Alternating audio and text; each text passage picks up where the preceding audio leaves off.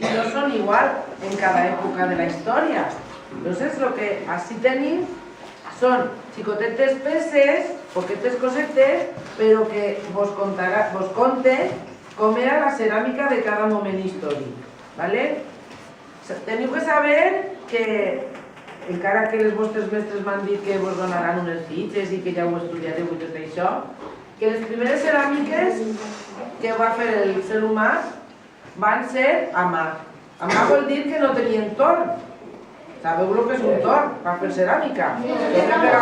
Que va rodant així, no? Que pega voltetes, se fica el dit, s'agarra el far, en aula se fa una pasta i això se fa, va rodant i se va fer el meronet o el que se vulgui, la cassoleta o el bol o el que siga.